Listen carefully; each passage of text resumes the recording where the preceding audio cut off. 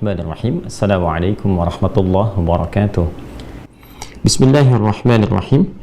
Memasuki ayat yang ke-28 di surah Al-Baqarah, surah kedua, Allah Subhanahu wa taala berfirman, A'udzu billahi minasyaitonir rajim. Bismillahirrahmanirrahim.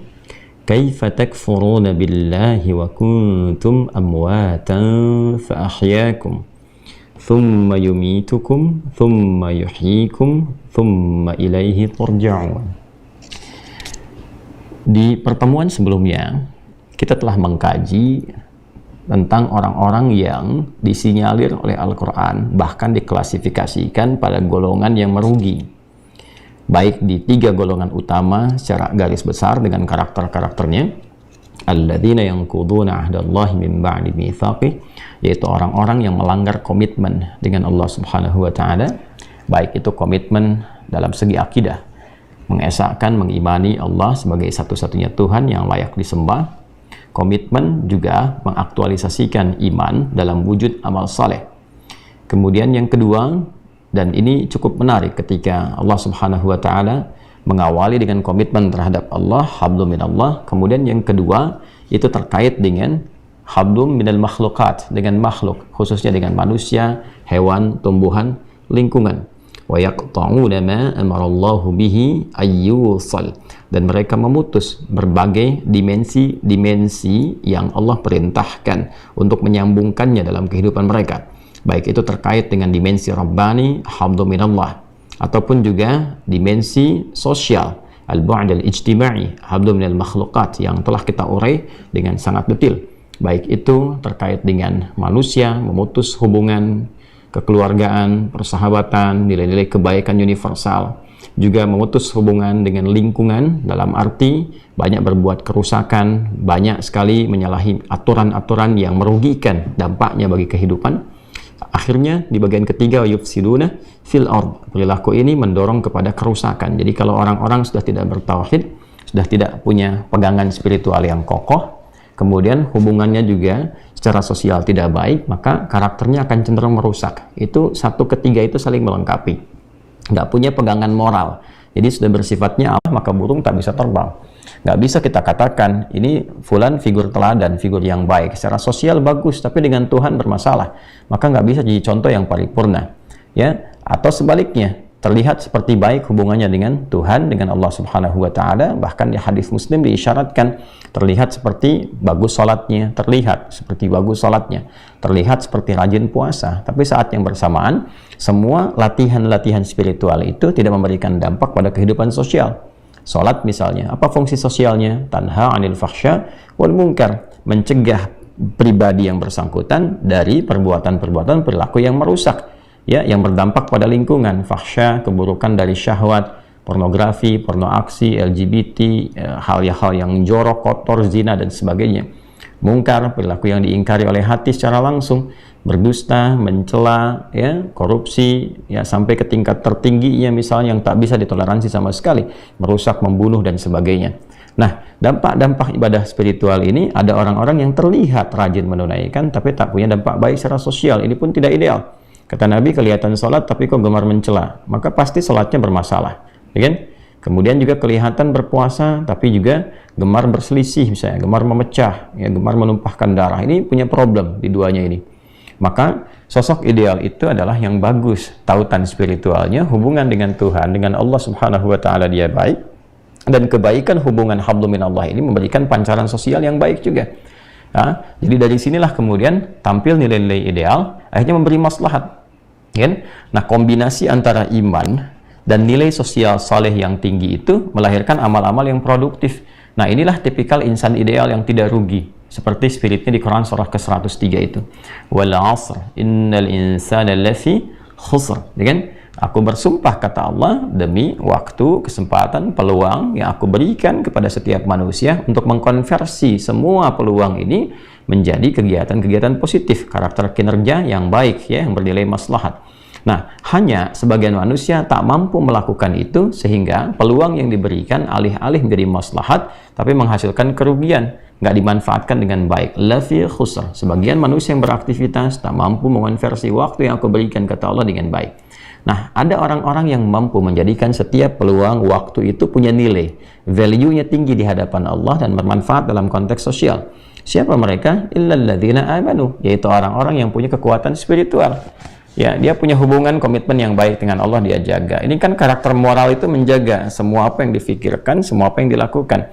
Kan pikiran ini meramu segala hal yang didorong oleh perintah dari kolbu.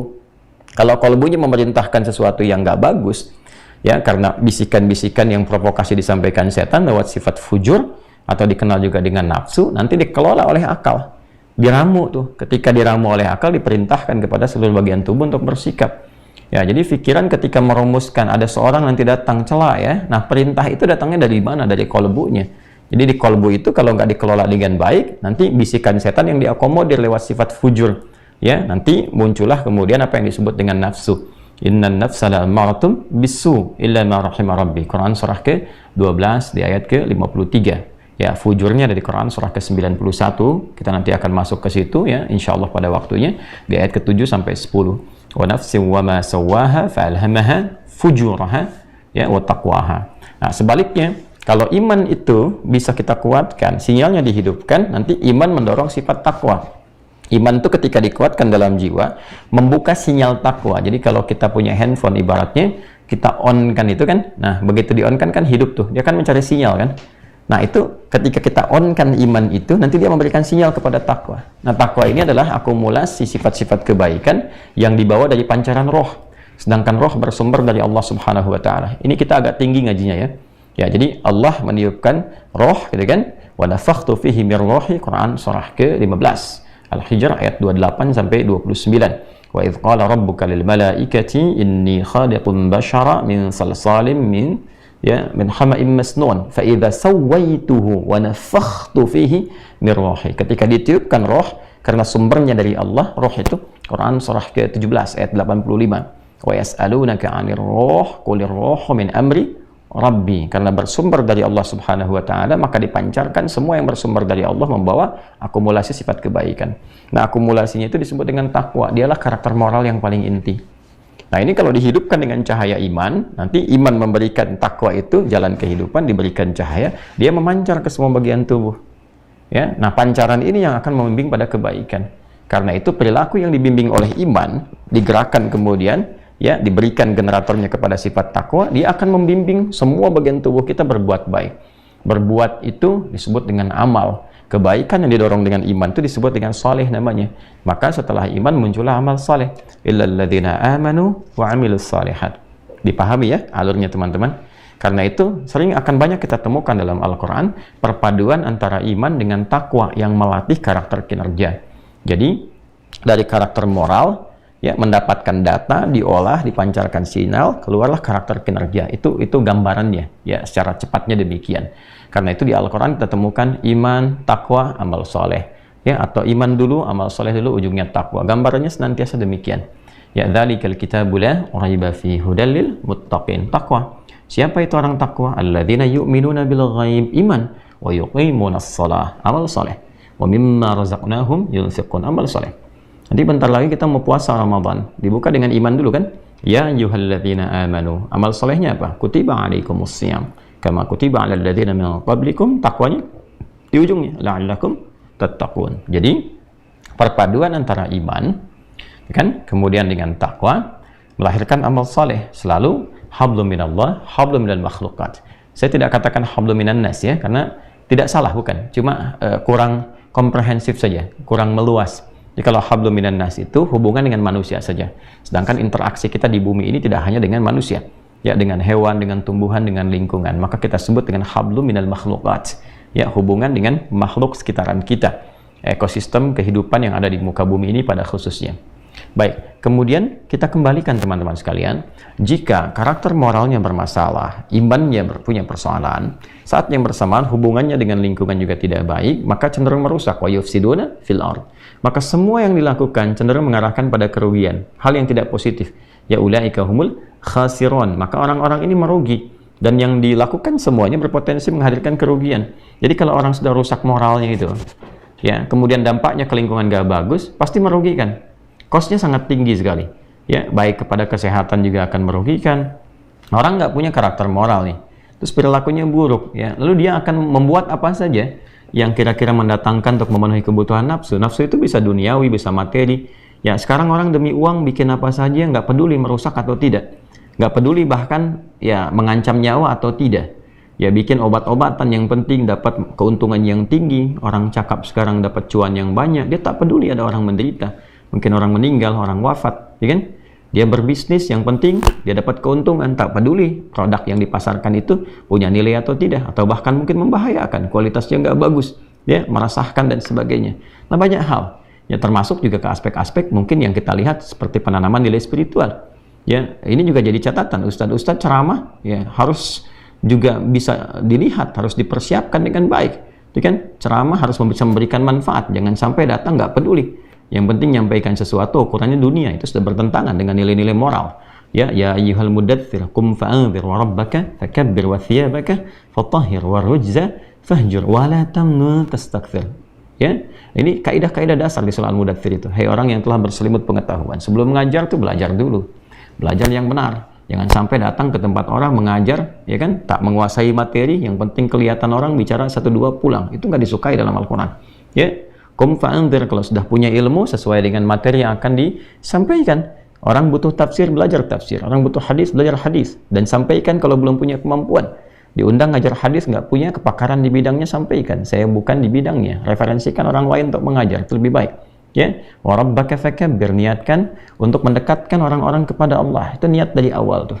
Ya, supaya Allah meridai, supaya dibukakan cahaya rahmat, pintunya dibukakan keilmuannya, cahaya ditanamkan dan menyentuh kepada jiwa. Wa thiyabaka fatahhir, kemudian juga hadirkan penampilan yang terbaik supaya orang juga nyaman ketika kita datang untuk mengajar. Bayangkan kalau saya datang mengajar menggunakan singlet, ya, kemudian pecinya berantakan, kusut tak karuan, orang mungkin juga tidak akan nyaman untuk melihat apalagi mendengarkan ajaran, sekalipun mungkin apa yang disampaikan berkualitas, tapi juga ada kesesuaian antara penampilan. Ya, warujza fahjur. Ya, kemudian belajar retorika, jauhkan kata-kata yang tidak bermanfaat, yang tidak jelas, yang tidak bermakna, apalagi dengan caci maki, hal-hal yang kasar dan sebagainya. Ya, hadirkan nilai-nilai kebaikan yang orang bisa mengambil hikmah dari situ. Wala tamnu, ya, tastakfir, dan jangan engkau punya motivasi mengajar itu untuk mendapatkan hal-hal yang sifatnya ya urusan duniawi, ya, mendapatkan sesuatu yang lebih banyak. Ini padahal sedikit sebetulnya. Ini bahasa yang indah sekali Quran itu, ya. Jadi Quran memberikan satu gambaran psikologi. Ada orang-orang yang kalau mengajar itu hitungannya amplop. Jadi hitung gitu, ya, bahasa kitanya amplop gitu kan.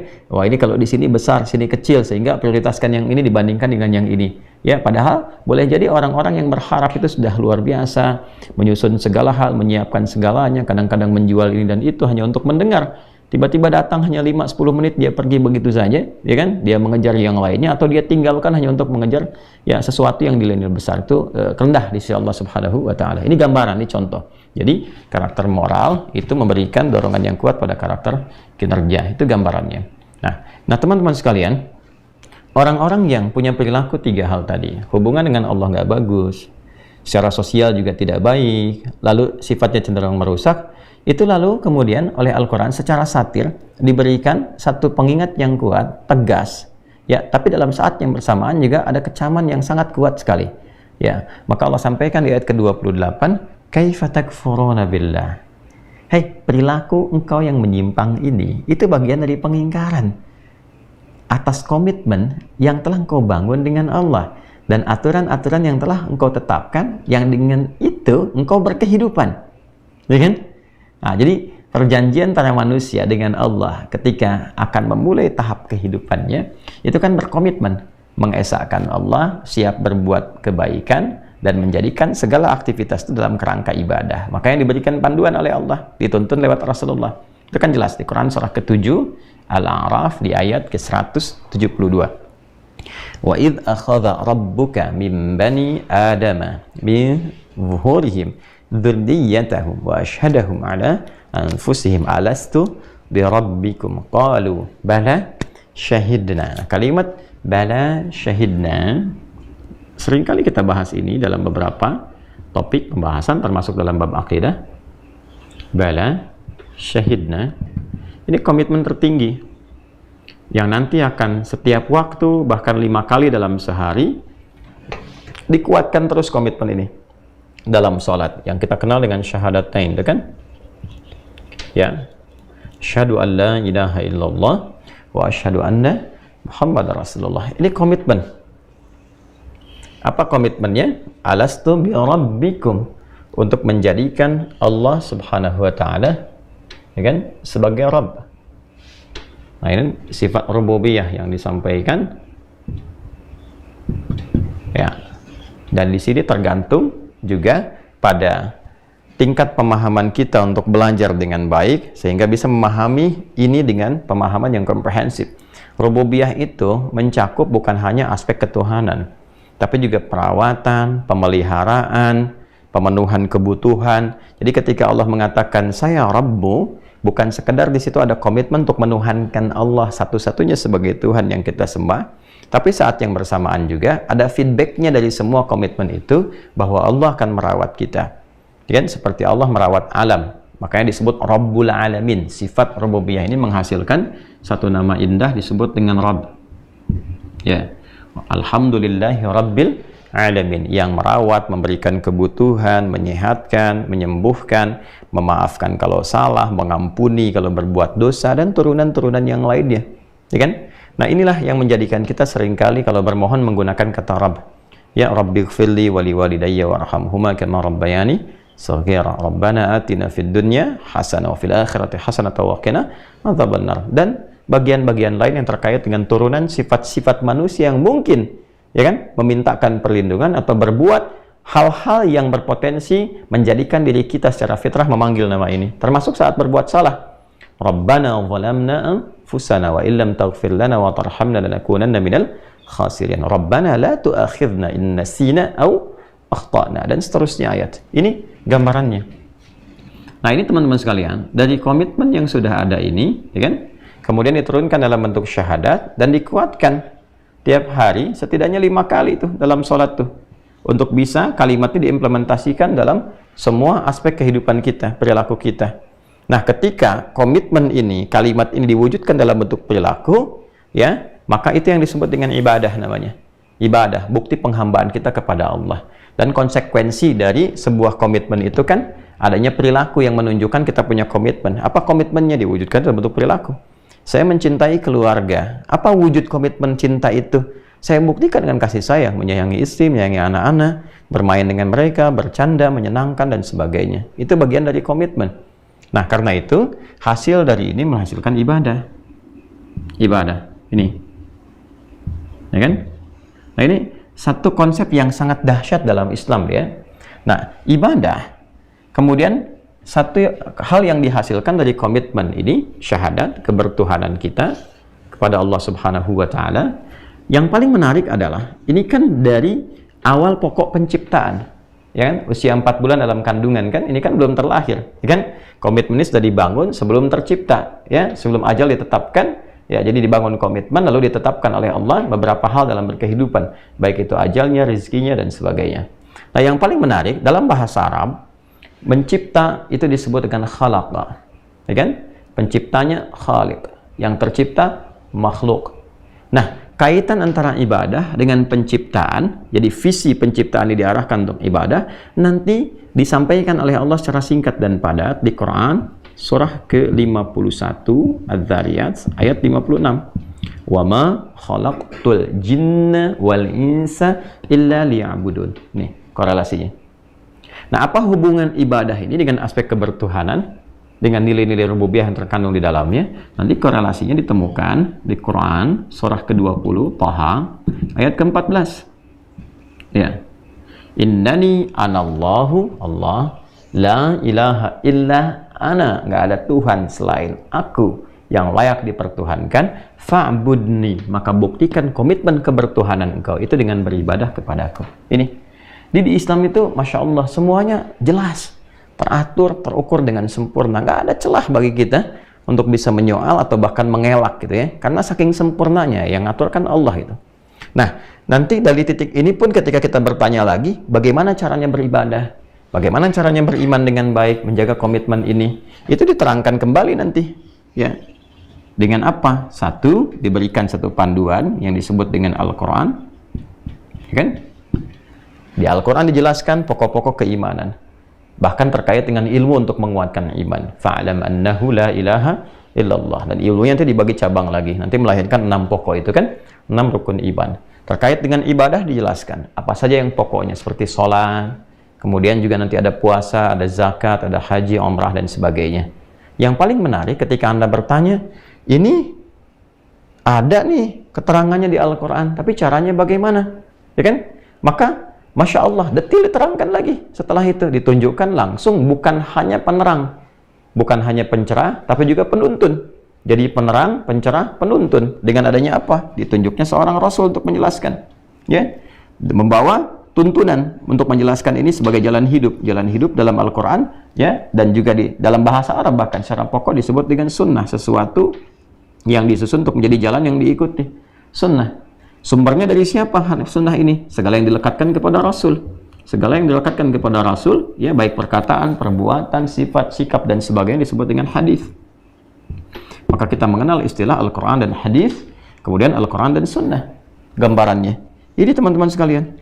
Maka kita sekalipun bertanya, Anda bertanya-tanya, gitu kan, itu langsung dijawab. Nggak ada yang tidak ada jawaban. Gimana ibadahnya mewujudkan iman? Ya udah sholat. Gimana cara sholatnya? Ditemukan di hadis.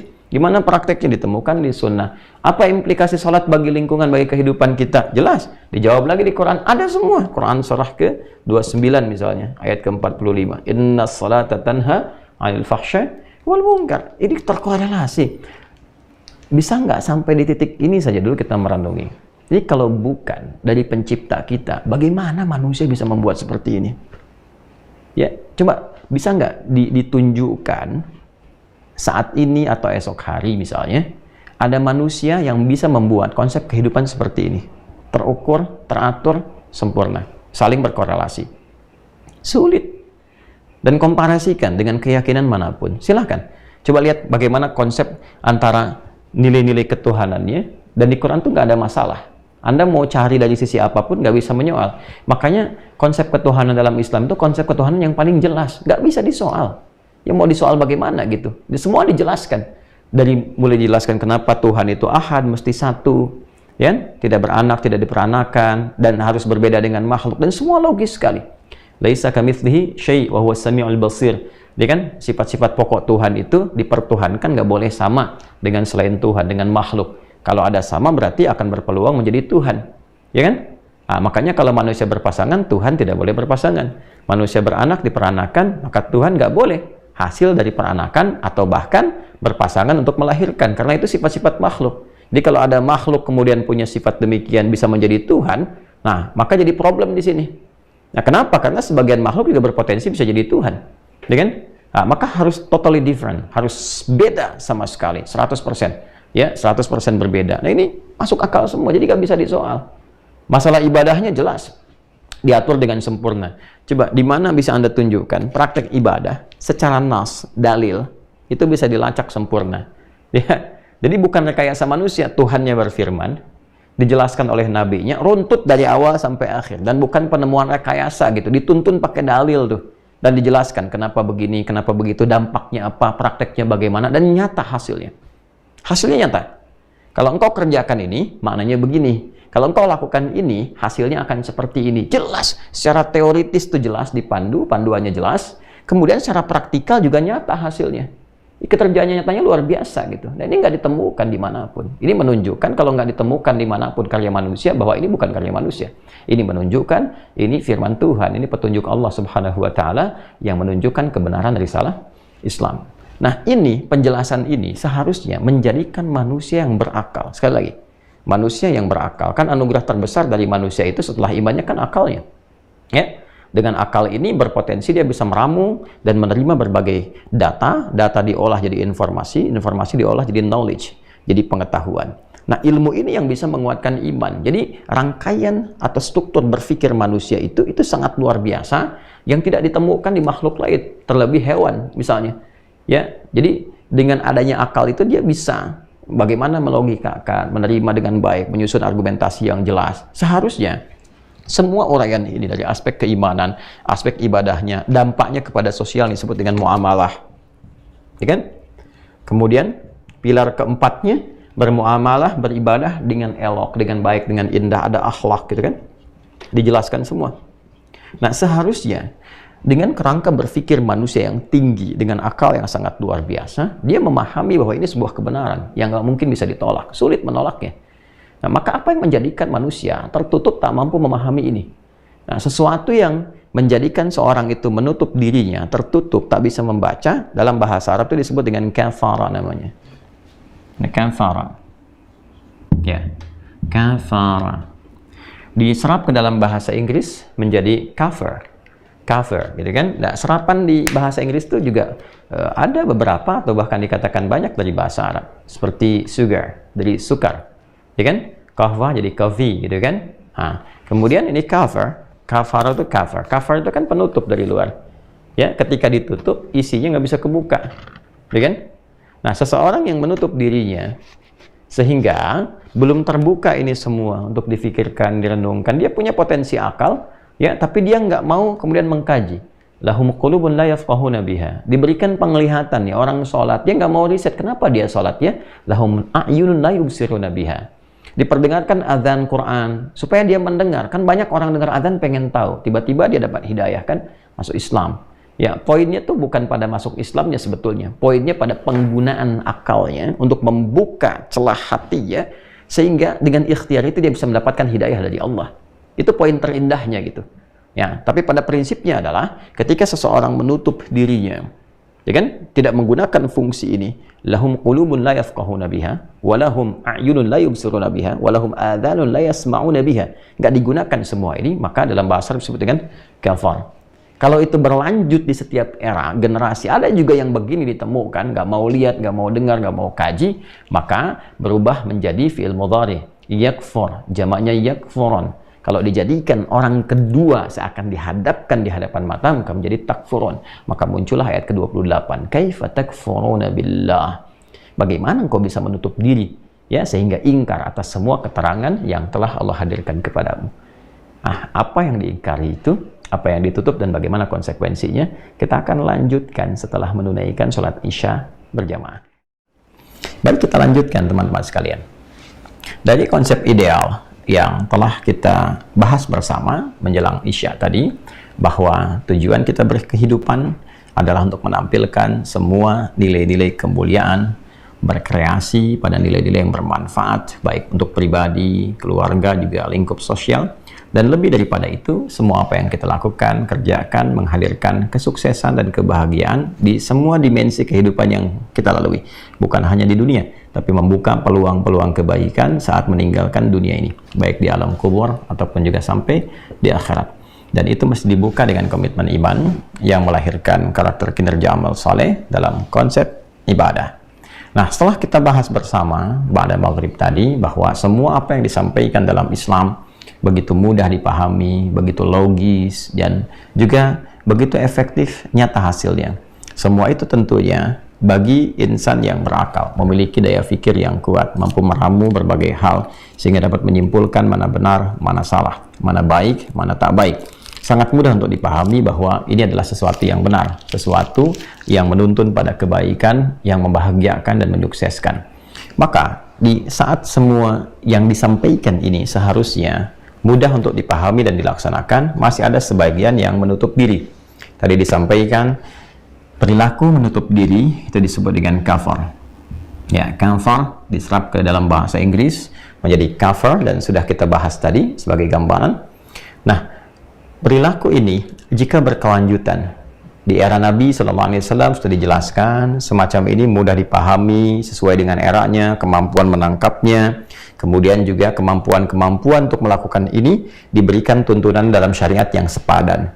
Yang mampu menunaikan yang pokok, belum bisa yang sunnah, silahkan yang pokok lakukan. Maka sholatnya 5 waktu.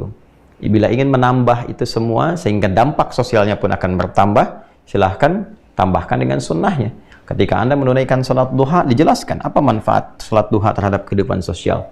Ya kan? Apa manfaat sholat duha itu dalam konteks hubungan secara spiritual. feedbacknya apa ya dalam konteks kehidupan kita, hubungannya dengan lingkungan, pekerjaan kita, bahkan membentuk perilaku. Pun demikian dengan amalan-amalan lain. Tidak ada satu amalan pun yang hampa makna. Ketika Anda, saya, kita tahajud, dijelaskan.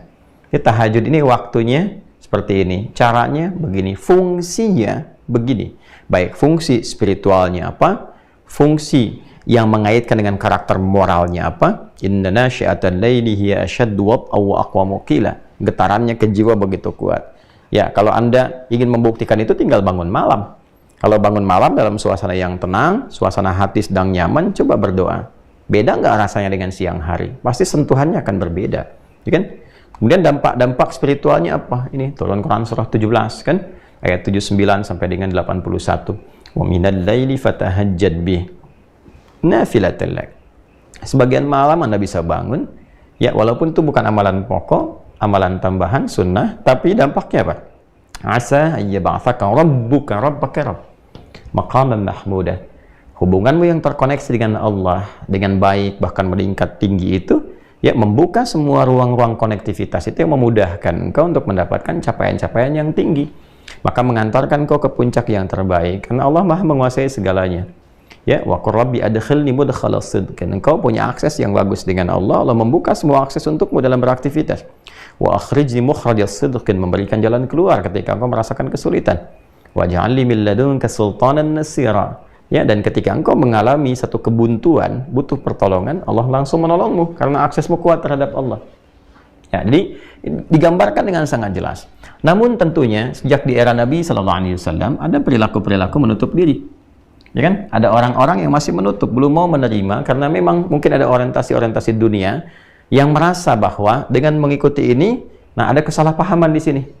Ya, makanya saya katakan yang merasa ada kesalahpahaman. Dia menduga dengan mengikuti ini dia kehilangan dunia, dia kehilangan kedudukan, dia kehilangan pengaruh, dia kehilangan harta benda. Mereka lupa bahwa pemilik semua itu Allah. Ketika mendekat kepada Allah, semua akses dibuka. Ya, siapa yang tidak tahu Umar bin Khattab, Uthman bin Affan, Abu Bakar As-Siddiq, Ali bin Abi Thalib radhiyallahu taala anhum jami'an, Abdurrahman bin Auf, Tamim Ad-Dari radhiyallahu taala anhuma. Ya, bukankah orang-orang itu sahabat-sahabat mulia, tokoh-tokoh terbaik, ketika mendekat dan mempelajari, mengamalkan semua tuntunan risalah ini secara kafah, secara komprehensif, apa yang terjadi? Mereka menjadi bintang, ya, dan sosok yang sangat ideal di zamannya, keteladanan yang menginspirasi. Dan bertambah kedudukannya. Umar itu siapa sebelum masuk Islam? Tokoh memang betul, sosok yang kuat. Tapi setelah masuk Islam, kekuatannya bukan hanya untuk menjadikan dirinya terhormat, tapi juga menjadikan dirinya sebagai inspirasi untuk dunia. Ya, naik levelnya dari lokal menjadi global. Naik kedudukannya, jadi Amirul Mukminin, sosok yang terhebat di masanya, terbesar, punya kedudukan, pengaruhnya begitu luas. Kapan itu terjadi? Setelah menunaikan konsep ini. Abu Bakar As-Siddiq, ya, siapa lagi misalnya? Uthman bin Affan, sampai sekarang asetnya masih ada. Kapan itu terjadi? Setelah kembali ke sini. Dengan semua profesi yang dijalani, pilihan apapun, Anda bisa memilih sebagai ilmuwankah? Ya kan? Ahli ibadahkah? Ya, sebagai pebisniskah? Sebagai diplomatkah? Birokratkah? Silahkan. Di Islam itu indahnya begini. Dan semua tersanad, bukan fiktif gitu. Orang-orang kadang ingin menemukan superhero, sampai membuat satu imajinasi, dan lahirlah tokoh-tokoh fiksi. Superman, ya kan? Yang lain-lainnya, Superboy dan seterusnya, ya, sampai ke tokoh kartun dan sebagainya. Kita itu punya yang nyata gitu loh. Dan sanadnya bisa dilacak, sirahnya lengkap. Bukan hanya tahu orangnya, bapak ibunya pun ditampilkan sampai generasi ke atasnya. Ini keturunan si fulan, si fulan, si fulan, si fulan sampai ke atas. Bisa diurut gitu. Ya, dan itu indah, dalam Islam tuh lengkap. Anda mau cari sosok siapa? Di bidang bisnis, nih si fulan. Diplomasi, nih si fulan. Birokrasi, si fulan. Dan mereka mewarisi kurikulum, artinya ketika dipelajari, sosok perjuangan mereka itu tidak terhenti pada sosoknya. Tapi apa sih yang membuat mereka seperti itu? Keteladanan apa? Panduan apa? Kurikulum apa yang mereka pelajari, yang mereka terapkan dalam hidup, sehingga menjadi seperti itu. Itu diriset oleh generasi setelahnya. Dipraktekkan maju. Coba lihat zamannya sahabat, radhiyallahu ta'ala anhum jami'an, dengan tabi'in, rahimahumullah. Ya, dan semakin tinggi kan, membentuk peradaban, semakin sukses, semakin luas. Itu sesuai eranya gitu. Ya, jadi ketika di era sahabat belum ada A, di era tabi'in dipraktekkan sesuai eranya menjadi sesuatu. Setelah itu ada peradaban baru. Ya, dari segi arsitektur semakin berkembang, ya, dari segi akses bahkan sampai ke militer juga semakin berkembang. Alutsistanya juga bertambah sesuai dengan eranya. Dan itu dari mana ditemukannya? Riset. Riset, pengetahuan melahirkan banyak produk kan. Coba lihat di masa-masa keemasan itu, riset berbagai hal segalanya, Masya Allah. Ya ini dari sini gitu. Jadi beragama itu nggak kaku, nggak terbatas pada aspek spiritual di sini saja, tidak. Ada pancaran spiritualnya ke aspek sosialnya. Di sini nanti banyak lagi menghasilkan karya-karya dan seterusnya. Dan dalam konteks apa? Ibadah. Jadi bedanya seperti itu. Ada orang-orang yang memenuhi hajat dunianya saja. Membangun bangunan itu untuk ya arsitektur indah, bagus. Ya bagus dalam konteks dunia. Tapi orang yang punya karakter moral yang kuat, ya secara keimanan ibadah, dia mendedikasikan karyanya itu untuk mendapatkan ridha Allah, itu bedanya. Itu poinnya gitu. Jadi dia jaga tuh hukum-hukum itu supaya bagus, indah, ya, enak, nyaman. Saat yang bersamaan Allah suka. Jadi dunia dapat, akhirat pun punya value dan terjamin itu. Jadi bukan cuma dunianya, dan dia aman setelah meninggalkan dunia. Itu cara berpikirnya, komprehensif ya. Nah, ada orang-orang yang masih menutup diri. Di era Nabi, ya kalau ini kata kerjanya, verbnya, fi'alnya, kita ingin alihkan ini, konversikan ke bentuk noun-nya, ya. Kata bendanya, ya dalam bentuk misalnya subjek pelakunya, isim fa'il namanya. Maka berubah dari fi'il, ya, kepada isim, dan bentuknya pelaku, subjek fa'il. Ya kan? Ismul fa'il. Maka jadikan ini menjadi kafir begini. Kafir. Orang yang menutup diri. Belum mau menerima, belum mau membuka dirinya. Itu halus banget bahasanya tuh. Halus. Justru kalau saya sih lebih cenderung ya mengembalikan kepada kata ini gitu. Ya kalau lawan dari misalnya muslim, ya ada kafir misalnya. Ya hanya problemnya begini, kadang-kadang perjalanan dan perubahan satu masa, satu era, menjadikan satu makna itu bisa menyusut, bisa meluas. Tergantung pemahamannya dan situasi yang terjadi pada masanya. Ini kan sebetulnya persoalan terjemahan saja kalau dibawa dengan bahasa yang cocoknya apa gitu. Dibandingkan dengan non, misalnya ada non-muslim. Non itu kan penafian sebetulnya. Ya, dan dalam konteks Islam itu selalu terbuka untuk menerima hidayah, menerima pancaran, terbuka untuk berdialog, terbuka untuk berargumentasi. Kalau non itu kan sudah berbeda, ya kan? Sudah ada penolakan gitu, sudah nggak sama. Nah, sementara dalam Islam hidayah itu terbuka. Silahkan. Anda sekarang masih menutup, ya kan? Itu pilihan Anda, lakum dinukum waliyadin. Sampai akhir pun nggak ada masalah. Tapi sampai akhir Anda berkehidupan, kami selalu terbuka, ya kan? Kalau ingin bertanya, silahkan. Ingin berdiskusi, silahkan. Tapi prinsip kami adalah la ikraha fid din, tidak memaksakan. Oh, jangan karena berdiskusi memaksa Anda harus masuk Islam, tidak. Ya, pada akhirnya nanti pilihan kembali kepada masing-masing. Silahkan disimpulkan. Anda bertanya tentang aspek ketuhanan, kita jawab seperti ini. Bertanya tentang konsep ibadah, kita jawab seperti ini. Anda yakin kebenarannya, silahkan teliti, telusuri, renungkan. Yakin dengan itu, silahkan bersyahadat. Ya, keputusan dikembalikan dan pilihan itu dipertanggungjawabkan oleh setiap personalnya. Sangat objektif gitu. Ya, coba tunjukkan di celah mana sih ada celahnya? Nggak bisa gitu. Ya, semua terbuka dan sangat toleran. Ya, karena itu kata-kata ini sebetulnya halus, lembut dan netral sifatnya gitu. Perilaku saja yang menjadikan itu berubah. Apakah punya nilai negatif yang bernada kecaman atau tidak? Ya kan? Nah, nanti kita akan lihat, ya kan? Di sini kan konteksnya kafir, jamaknya kafirun. Turun surah Al-Kafirun itu kan jamaknya kafirun. Kafirun. Qul ya ayyuhal kafirun la a'budu ma ta'budun, ya kan? Nah, itu kan dialog yang indah. Itu kan interfaith dialog, gitu kan? Dia dialog dari perbedaan-perbedaan keyakinan, tapi di ujungnya ditawarkan satu legasi yang sangat tinggi, lakum dinukum waliyadin. Hargai setiap perbedaan, setiap keyakinan. Anda silahkan apa yang Anda yakini. Kami berjalan dengan yang kami yakini, tidak harus saling bercampur, jangan saling menyakiti, melukai, terbuka dialog. Dan tidak harus saling memaksakan, la ikraha fid din, itu indah sekali. Ya, kalau ingin dialog silahkan, berargumentasi silahkan, kami menjelaskan apa yang harus dijelaskan sebagai satu kebenaran yang kami pandang. Anda terima, alhamdulillah, tidak punya pertimbangan, masing-masing bertanggung jawab di hadapan Sang Pencipta utama, Allah Subhanahu wa Ta'ala, dan tiada Tuhan selainnya. Nah, ini indah sekali. Ya, indah yang disampaikan itu. Jadi teman-teman, nah ini dipengaruhi nanti oleh perilaku. Ya, jadi makanya di Islam itu ada kafir dhimni kan? Ya, kafir dhimni itu siapa? Yang mampu berkehidupan, bersosial, bertoleransi dan sebagainya. Itu dilindungi dalam Islam. Sekalipun ada negara Islam misalnya, kan? Kemudian ada di situ orang-orang yang belum berislam misalnya di sini, masuk dalam kafir dan dhimni dia terlindungi di sini. Jadi warga negara yang baik. Ya. Sama konsepnya, silahkan hadir, pemerintah memfasilitasi, kemudian dia membayar jizyah. Jizyah itu adalah apa yang ia keluarkan untuk kembali sebagai layanan sosial, fasilitas sosial. Anda mendapatkan layanan, mendapatkan fasilitas, akses, diberikan kebaikan-kebaikan, dan ikut bersumbangsi lewat apa yang disebut dengan jizyah. Ya, kalau diskemakan sekarang kayak pajak yang kembali, ya. Tapi sifatnya adalah pelayanan. Ya, bukan mengambil untuk memberikan beban. Jadi lebih kepada upeti, dan itu bukan seperti itu. Ya, gambarannya adalah diterima, sedangkan Anda mendapatkan fasilitas yang sesuai dengan kebutuhan Anda. Sedangkan akses-akses yang nggak bisa diakses seperti orang-orang yang beriman dan sebagainya, ya ke ibadah, ke yang lain dan sebagainya, ya itu terbatas pada apa yang telah diyakini. Ya, seperti ke masjid misalnya untuk mendapatkan pelayanan-pelayanan peribadatan sesuai dengan keyakinan dan seterusnya. Nah, ini gambarannya. Nah, adapun orang-orang yang merusak itu yang dikecam. Ya, yang mendolimi, yang membunuh, yang memprovokasi dan sebagainya. Jadi kalau kita kaji ayat-ayat tentang kafar dan turunannya dalam Al-Quran, kita akan temukan kapan menjadi kecaman, ya, kapan ada nilai-nilai toleransi, kapan ada nilai-nilai keberagaman dan sebagainya, tercover oleh semua ya makna ini. Jadi di sini mungkin penting untuk diriset dan dikembangkan.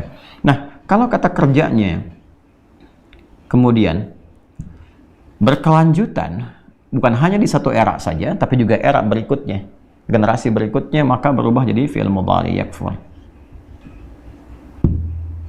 Kalau ini dihadirkan untuk menegaskan ke bentuk kedua, dari yang nggak ada dikedepankan untuk menunjukkan sesuatu yang sangat ketat, ya, sesuatu yang tegas, ya. Kenapa sih kamu begitu, gitu kan? Kenapa sih kamu ingkar? Kenapa menutup diri? Maka jadikan bentuk kata kedua menjadi takfur, dari yakfur jadi takfur. Ya, jamaknya takfurun. Beda kan? Contoh begini, kalau kata kerja ketiga, orangnya di belakang tuh, nggak ada kan? Ya kan? Dia gitu, ya kan? Kata gantinya dia, artinya dibicarakan nih, kan? Tapi kalau bicara yang di depannya secara langsung, rasanya lain kan? Dia itu kok ingkar ya? Tapi kalau dihadirkan di depan, kenapa sih kamu mesti ingkar? Rasanya beda. Nah, Allah menempatkan kalimat ini setelah menjelaskan semua bentuk ajaran, bimbingan, dan kasih sayang. Kenapa aku perintahkan begini? Untuk kebaikan kamu seperti ini. Kenapa kamu ibadah? Untuk kebahagiaan kamu begini. Kamu sholat, hayya alal falah, supaya engkau sukses, kau bahagia. Kamu zakat, ya supaya apa? Supaya ada perhatian lingkunganmu kepadamu, ada kepedulian. Bukankah engkau tidak tampil sendirian di lingkungan hidup ini? Kalau kamu ada apa-apa, mereka yang tergerak. Dan aku yang menggerakkan mereka untuk bisa hadir di sekitaranmu. Dan seterusnya. Ya kan? Setelah dijelaskan semua ini dengan Rahman dan Rahimnya, semua hal yang menjadi panduan kehidupan demi kebahagiaan hambanya, tapi masih ada yang ingkar. Dan di sini konteksnya negatif, dari perilaku yang salah, yang negatif. Nggak ada? Baik, maka dihadirkanlah suasana itu dalam bentuk yang kedua, seakan-akan Allah menghadirkan hambanya di hadapannya. Nah, makanya kalau kita kembalikan ke ayat 27, hati-hati ya, karena ada 3 sifat ya, pelanggaran komitmen, pemutusan hubungan, sifat perusak. Awas, dan kata kafar ini, kalau disebutkan kafar, ingat, kata kerjanya, itu bisa mencakup perilaku yang menyimpang, bukan hanya nanti menyasar satu keyakinan. Ya, misalnya kalau keyakinan jelas di keimanan aspeknya. Ya, artinya menolak konsep ketuhanan. Tapi kalau dia kata kerja begini, itu bisa mencakup satu komitmen, bisa juga pada perilaku. Artinya ada orang yang mengaku beriman, berislam, tapi perilakunya menyimpang. Ya, seakan-akan seperti tidak ada cahaya iman dalam dirinya. Contohnya yang pernah saya bahas di pertemuan yang lalu sekali. Ada orang mengatakan muslim tapi nggak sholat. Kan? Ada orang diberikan ujian harta benda supaya beribadah, dia malah nggak mau zakat. Maka kalimatnya menggunakan kata kafar dengan turunannya. Contoh Quran surah 14 kan? Surah Ibrahim alaihissalam ayat yang ke-7. Wa idh ta'adzana rabbukum la'in syakartum la'azidannakum wa la'in kafartum. Dan jika engkau ingkar terhadap semua nikmat itu. Nah, kalimat itu kan kalimat netral mencakup semua. Ya kan, termasuk ada orang Islam diberikan nikmat, rezeki, nggak mau zakat dia, nggak mau sholat, kafar. Ya, kafar ini pengingkaran. Kenapa menggunakan bentuk kafar? Sebagai satu bentuk, mohon maaf sekali, kalimat satir yang dalam sekali. Kamu ini katanya beriman, kok kelakuan kamu seperti yang kafir? Ya kan? Yang menutup diri, yang belum beriman, yang nggak punya cahaya gitu. Ya, kalau mereka kafir, misalnya kafirun tidak sholat karena nggak ada iman, walaupun diberi kesempatan sampai berkehidupan, kan? Tapi kamu kan mengatakan beriman, kenapa perilakunya sama gitu? Nah, maka ini gambarannya. Ya, jadi ketika kemudian orang-orang ini Allah hadirkan di hadapannya, rasakan ayatnya itu ada di hadapan kita gitu. Allah mengkhitab kita, menyampaikan, "Kaifa takfuruna billah?" Kok kamu bisa ingkar sama Allah? Nah, kalian tuh pakai kata kedua. Kaifa takfuruna billah. Jadi kalau kita tarik ini, kita ambil dulu dalam konteks keislaman bagi yang muslim misalnya. Ya, ambil contoh langsung. Muslim yang bertentangan dengan nilai-nilai ini, ada nilai akidah, ada nilai ibadah, nilai muamalah. Praktek ke akidahnya. Ada mengaku muslim tapi musyrik misalnya. Ya kan? Nah, maka tempatkan ayat itu. Ada yang pergi ke dukun, misalnya kan? Ada yang mengagungkan benda-benda tertentu yang menuhankan selain Allah. Terus kita istighfar itu salah, ya kan? Tempatkan ayat itu di hadapan. Seakan-akan Allah itu mengkhitab kita, mengingatkan kita, hei, kamu kok bisa berbuat begitu ya? Kok bisa ingkar sama aku, kata Allah tuh. Kaifa takfuruna billah. Bagaimana engkau itu berbuat ingkar kepada aku? Ya kan? Dalam konteks keyakinan tuh. Konteks ibadah kita turunkan. Mengaku muslim tapi nggak sholat. Ya, hadirkan ayat itu. Kok bisa kamu yakin nggak sholat? Kok kamu ingkar kepada saya? Ya kan? Konteks sosial. Mengaku muslim, sholat, tapi gemar memecah belah. Gemar berselisih, gemar merusak. Korupsi misalnya. Ya, kan sekali lagi tren nih, pencurian, korupsi, bikin hoax dan sebagainya. Tempatkan ayat itu. Kok bisa kamu mengaku muslim? Kamu beriman, kamu sholat lagi, ya kan? Tapi kamu korupsi. Kamu ingkar kepada aku, katanya. Ya kan? Tempatkannya begitu. Nah, wa kuntum amwatan fa ahyakum. Dulu kan kamu nggak ada. Nah, kembali ke sini. Masih ingat nggak? Sebelum Isya yang saya jelaskan pada maghrib. Saat kita punya perjanjian di Quran surah 7 itu, ayat 172. Ya, coba yang baru bergabung putar kembali ya, supaya ada keberlanjutan pemahaman. Quran surah 7, Al-A'raf ayat 172. Ya. Wa kuntum amwatan fa ahyakum. Kok bisa kamu ingkar dengan aku? Melanggar komitmen? Dulu kan kamu nggak ada. Kamu ini nggak ada, nggak eksis loh. Gitu kan? Aku yang menjadikan kamu ada. Dan kita punya perjanjian ini. Wa idh akhadha rabbuka min bani Adam min zuhurihim dzurriyyatahum wa asyhadahum ala anfusihim alastu bi rabbikum qalu bala syahidna. Sebelum bala syahidna ini kamu nggak ada apa-apanya. Maka nanti kita baca di tafsirnya Ibn Abbas radhiyallahu taala anhuma, Tanwirul Miqbas min tafsir Ibn Abbas radhiyallahu taala anhuma. Ya kan? Kaifa takfuruna billahi wa kuntum amwata. Dulu kamu nggak ada, nggak eksis, kamu nggak ada. Kamu aku jadikan itu dengan komitmen. Apa komitmennya ini? Ada komitmen uluhiyah, ketuhanan kepada Allah dengan sifat rububiyahnya. Komitmen ibadah, komitmen berbuat baik secara sosial, komitmen berakhlak yang mulia. Kok bisa kamu mengatakan bala syahidna, siap ya Allah, tapi setelah berkehidupan kamu ingkar? Kamu dulu nggak ada, kamu nggak eksis. Aku yang ciptakan, kok kamu ingkar kepada aku? Kamu ini bagaimana, kata Allah? Kamu ini bagaimana? Ya, aku yang Tuhan, kamu ini hamba. Aku yang menghidupkan, aku yang mematikan. Kok kamu bisa ingkar kepada aku? Kamu ambil Tuhan selain aku. Sedangkan kamu kembali kepada aku. Aku yang menghidupkan, aku yang mematikan. Ya, nah, kalau dia belum ingat ini, maka dibawa ke suasana sekarang. Kaifa takfuruna billahi wa kuntum amwatan fa ahyakum. Kalau kamu nggak ingat dulu fa ahyakum, sekarang kamu hidup nih, kata Allah. Tsumma yumitukum. Bukankah kamu hidup sekarang ini akan meninggal juga? Nah, dimintalah berpikir. Diminta berpikir. Pakai tsumma bukan pakai fa, memberikan batas waktu. Ini disebut dengan ajal. Ya. Jadi coba lihat di ayatnya. Kaifa takfuruna billahi wa kuntum amwatan fa ahyakum. Itu pakai fa. Ya kan? Jadi yang tadinya nggak ada, ya, dengan proses yang cepat ditiupkan wahyu jadi pakai fa, ya kan? Tapi setelah dia berkehidupan, terlahir, ya setelah rahim terlahir berkehidupan, maka diberikan batas waktu kehidupan namanya ajal. Quran surah 7 ayat 34. Walikulli ummatin ajal. Fa idza jaa ajaluhum la yastakhiruna sa'atan wa la yastaqdimun. Setiap orang yang berkehidupan itu punya ajal, batas waktu berkehidupan. Ila ajalim musamma, batas waktu yang berkehidupan yang telah ditetapkan. Ya kan? Nah, makanya karena ada ajal yang dilewati, ada jarak berkehidupan, pakai thumma di situ. Ya, thumma yumitukum. Jadi kalau engkau katakan, saya lupa tuh, saya nggak tahu kapan saya berkomitmen denganmu ya Allah. Ya kan?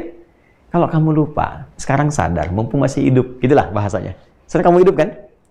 Nah, diajak kita oleh Al-Quran berpikir. Tsumma yumitukum. Sekarang kamu hidup, akan selamanya nggak di sini? Dibalik oleh Allah. Tidak ya Allah. Ya, kamu akan meninggal kan? Akan wafat kan? Iya ya Allah. Nah, sekarang ditanya lagi, dibalikan. Siapa yang mewafatkan kamu?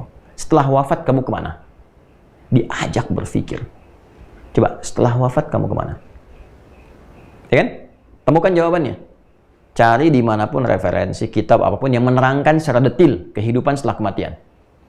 Bahkan di situ kalimatnya menggunakan yumitukum. Ya akan, di prosesnya tuh. Bagaimana wafatnya, yang mewafatkan siapa, cara wafatnya bagaimana, kemana setelah wafat, ada apa di kehidupan setelah wafat, dimensinya bagaimana. Temukan secara detil.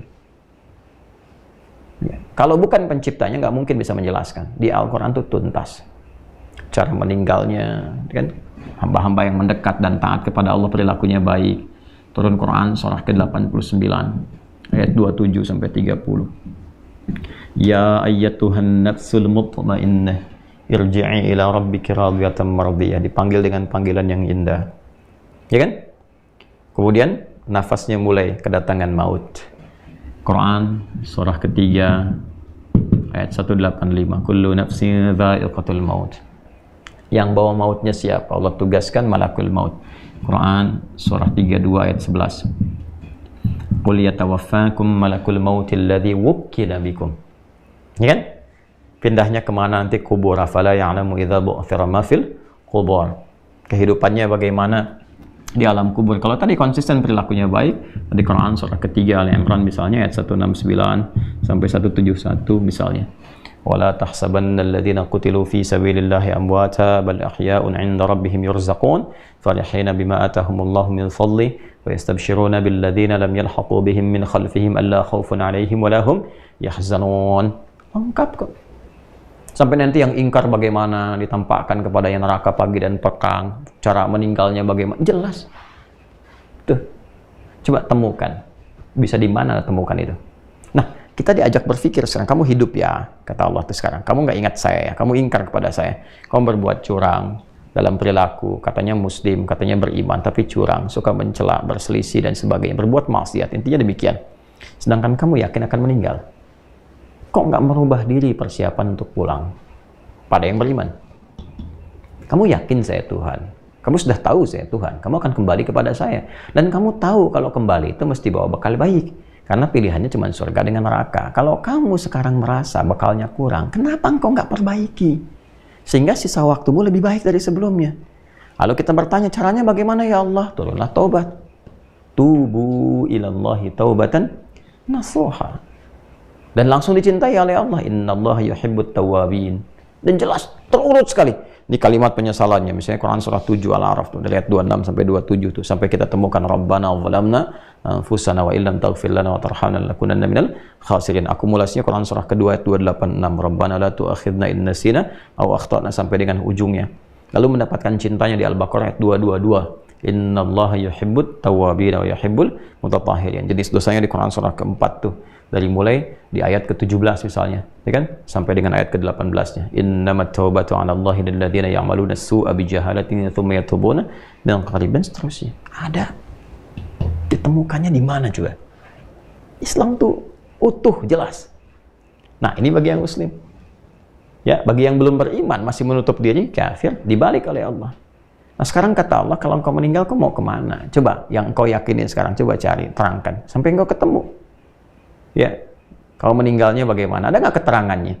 Bukan pendapat-pendapat manusia, bukan keterangan-keterangan. Ditantang oleh Allah, ditanya, yang informasinya kembali ke Tuhan yang kau yakini, yang kau pertuhankan itu. Coba cari, detil, betul nggak? Bahkan ditanya dulu status ketuhanannya, bagaimana bisa menjadi Tuhan? Kapan menjadi Tuhan? Apa cirinya dia Tuhan?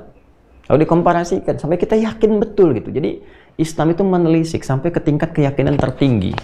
Jadi logika bisa menerima dengan baik, hati bisa meyakini pun dengan kuat. Dan itu perpaduan keduanya. Ya, jadi di Islam itu seimbang gitu, antara ilmu dengan iman itu seimbang. Imtak dengan ipteknya itu seimbang. Nah, ini gambarannya teman-teman. Nah, thumma yumitukum, thumma ilaihi turja'un. Ya kan?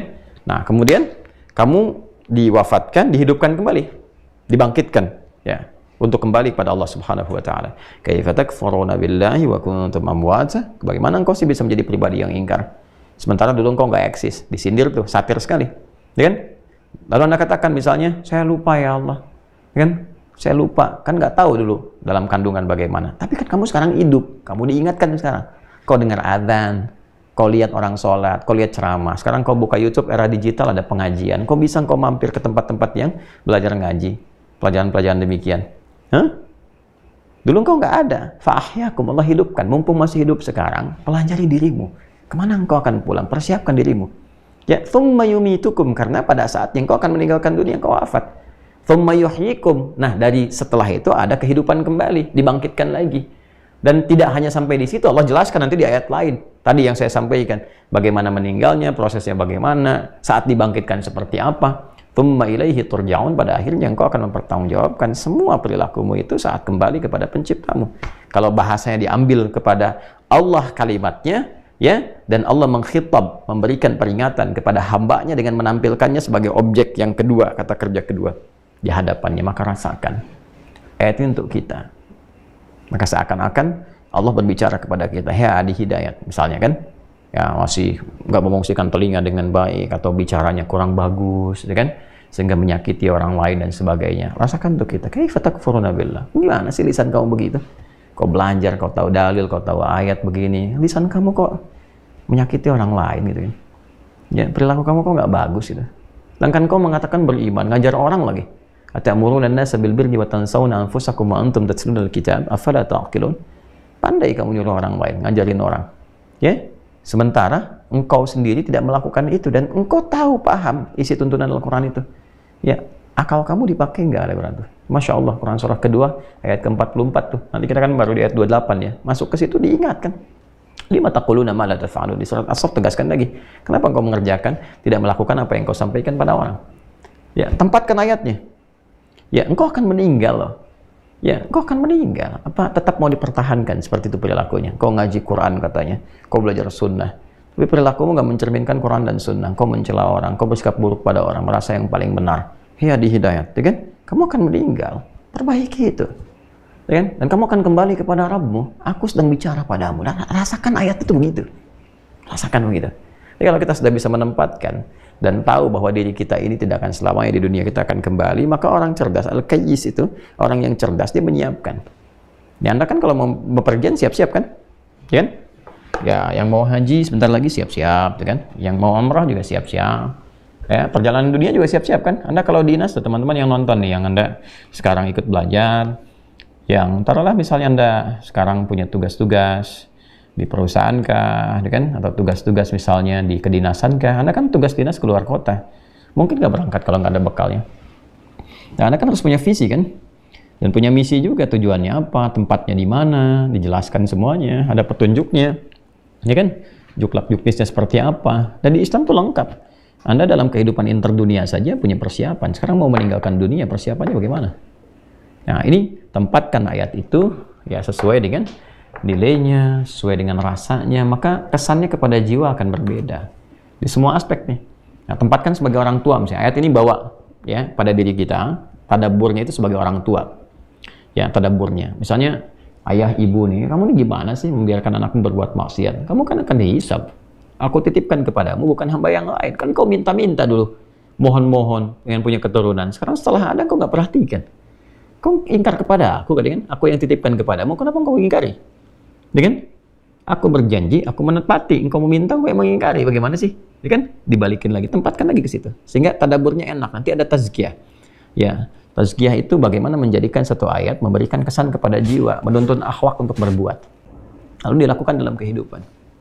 Ya, kalau kita baca ngaji ini tafsirnya Anwarul Miqbas, Tanwirul Miqbas bin Tafsir Ibnu Abbas radhiyallahu taala anhuma. Ini tafsir yang paling tersambung ya barangkali ke sahabat Nabi sallallahu alaihi wasallam yang dikenal dengan Turjumanul Quran.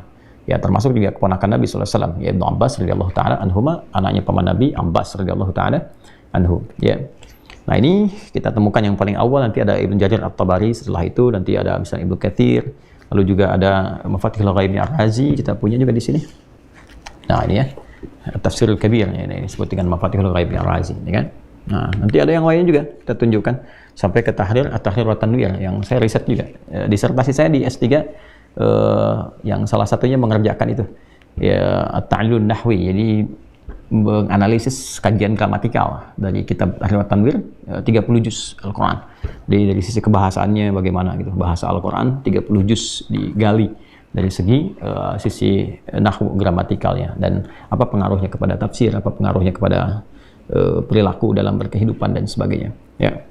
Nah teman-teman, bismillahirrahmanirrahim, kita coba bacakan di sini.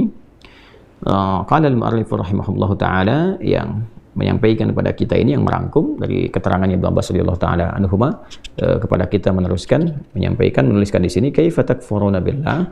Allah Subhanahu wa taala berfirman, kaifa takfuruna billah, bagaimana engkau kalian ingkar kepada Allah Subhanahu wa taala, menggunakan ba nih.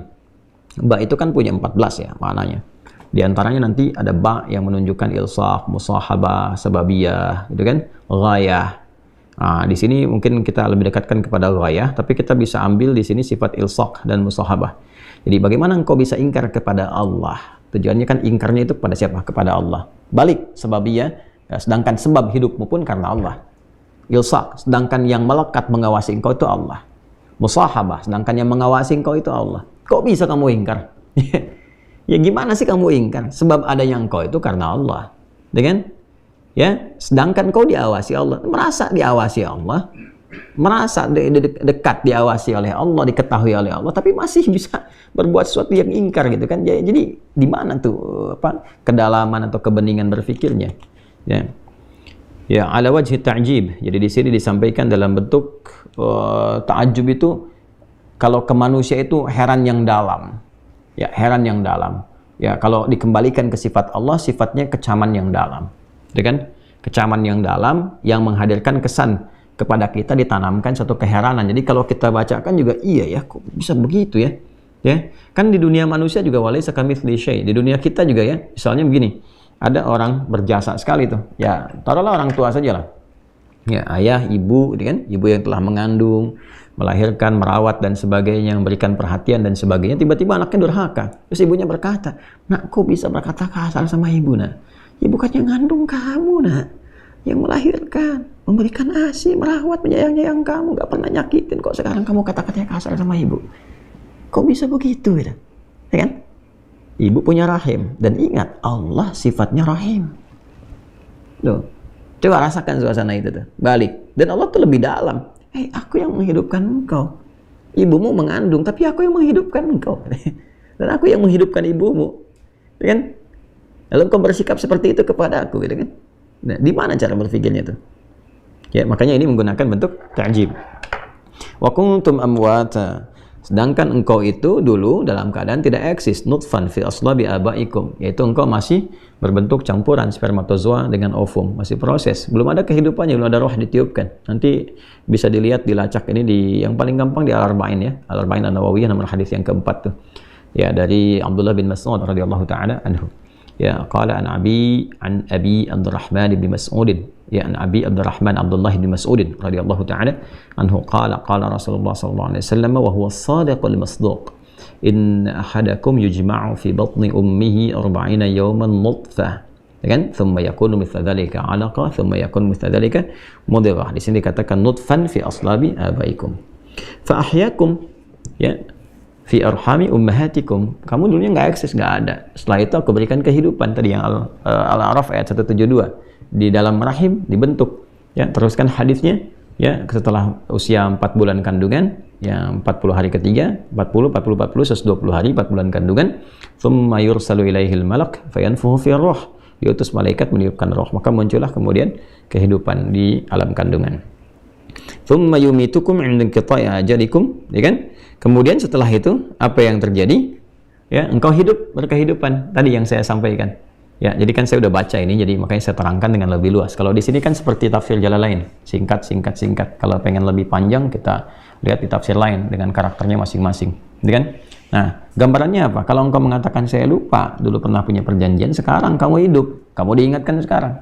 Berpikir saat akan meninggal itu gimana nanti persiapannya? Kamu kemana? Ya kan? Kamu kemana tuh? Dan nggak bisa jawab ke malaikat, man rabbuka? Malaikat nanya, malaikat bertanya-tanya, nggak bisa begitu. Jawabannya kan udah pasti tuh, udah jelas tuh, ya. Nah, kemudian teruskan. Nah, kamu berkehidupan sampai diberikan ajal, indan qita'i ajalikum, ya, inda inqita'i ajalikum. Jadi sampai engkau berakhir ajalmu, sampai batas waktu hidupmu, cari tuh ya rahasia kehidupan, kenapa hidup, mau kemana hidup, kenapa dipilih, kan untuk apa menjalani kehidupan sampai kembali dan sebagainya, sampai muncul rasa syukur kepada Allah dan rasa menghamba yang dalam.